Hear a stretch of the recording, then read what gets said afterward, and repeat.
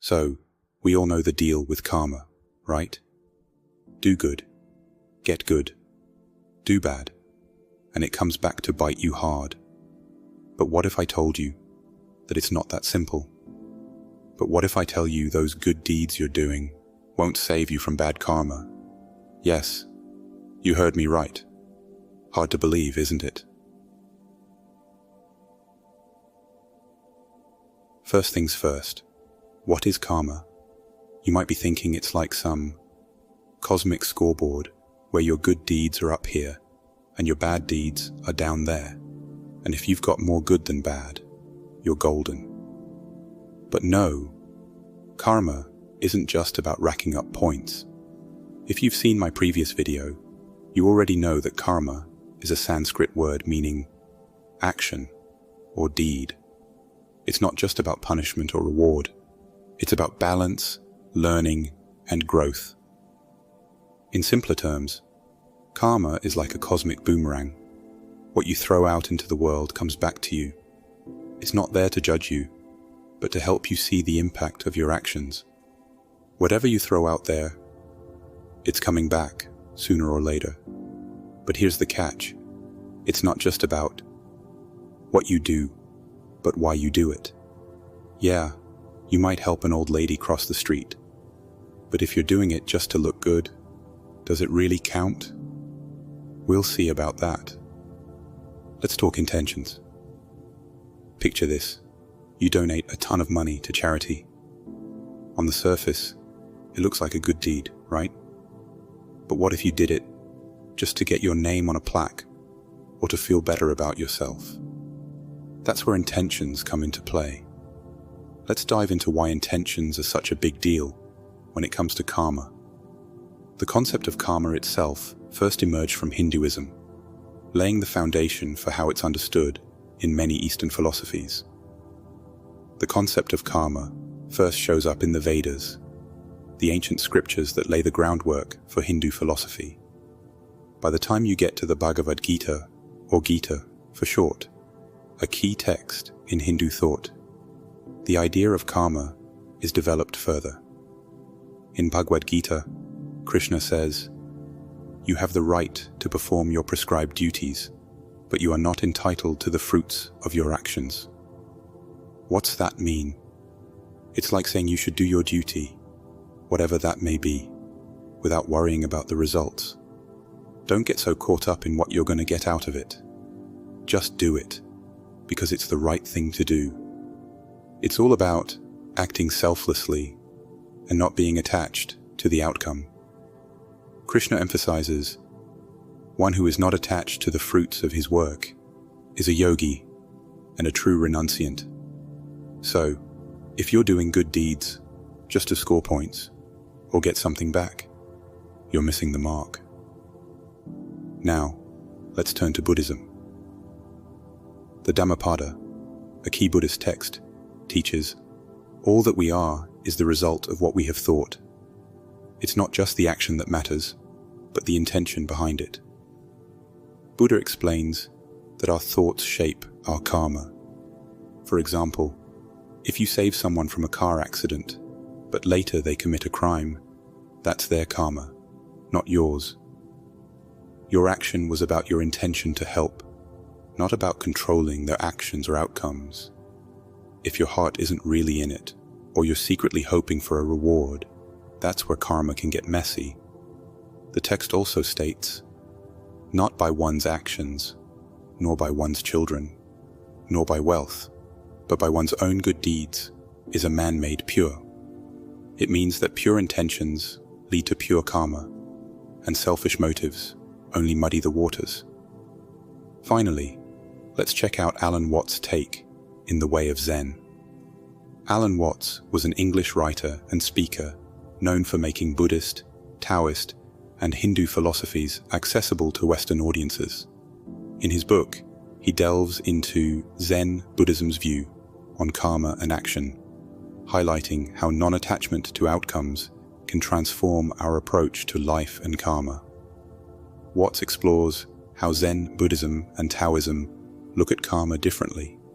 He suggests that our attachment to the outcomes of our actions can still trap us in the karmic cycle.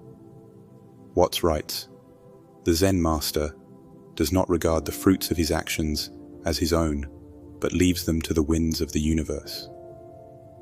This means that when you focus too much on the results of your actions, you're still stuck in the cycle of karma. True freedom comes from acting naturally and without clinging to the outcomes. So, you've got different views on karma across the board. In the Bhagavad Gita, Krishna is all about doing your thing without getting attached to what happens next. That means, if you're doing good deeds just for the reward, you're missing the point. Then there's Buddhism, where intentions are king. You could be giving away everything you own, but if it's just to show off, your karma isn't going to be what you think it is. And then there's Taoism. This one's all about going with the flow. Lao Tzu, a revered philosopher in Taoism, says that forcing yourself to do good deeds because you think you have to isn't natural. It's not in line with the Tao or the way of the universe. Basically, you're trying too hard, and that's going to backfire. For example, think of it like this. Imagine you're playing a game of basketball. If you're always trying to score points just to impress others or to win a trophy, you might find yourself stressed out and missing shots. But if you're playing because you love the game and you're having fun, you'll naturally play better and enjoy yourself more. That's similar to how Taoism views actions.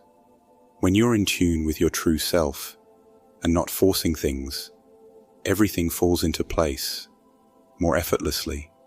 So, whether you're looking at it through the lens of the Bhagavad Gita, Buddhism, or Taoism, the key takeaway is that true karma isn't just about the actions themselves. It's about the mindset and intentions behind them. Keep it real, keep it authentic, and that's where you'll find the real essence of karma. Here's where it gets juicy. Ever think about how good deeds might actually create bad karma? Sounds backwards, right? But if you're doing good things just to feel good about yourself or to get something in return, you're still feeding your ego.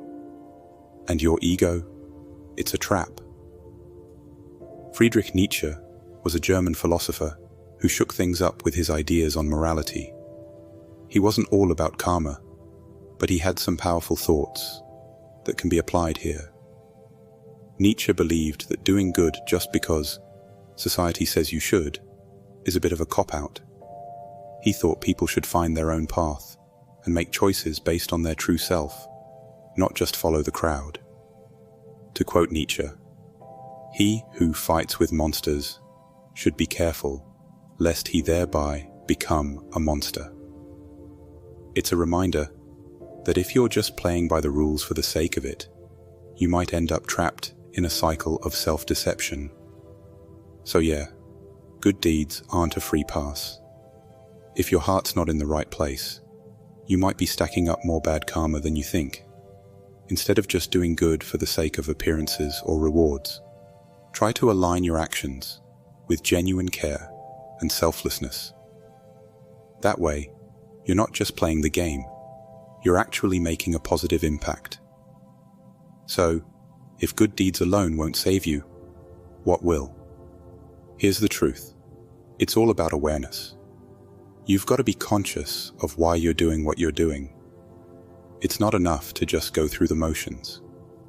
You've got to change the way you think, not just the way you act.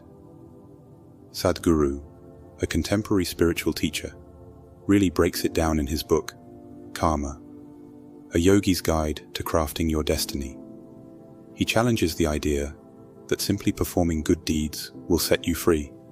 Sadhguru suggests that even when you do good things with expectations, you're still binding yourself.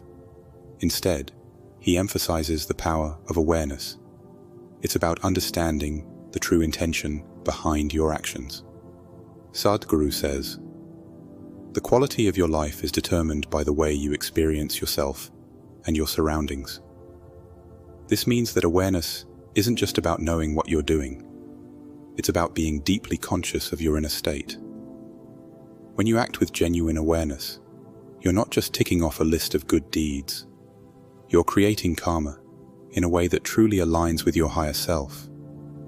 That means you're aware of your thoughts, your actions, and the reasons behind them.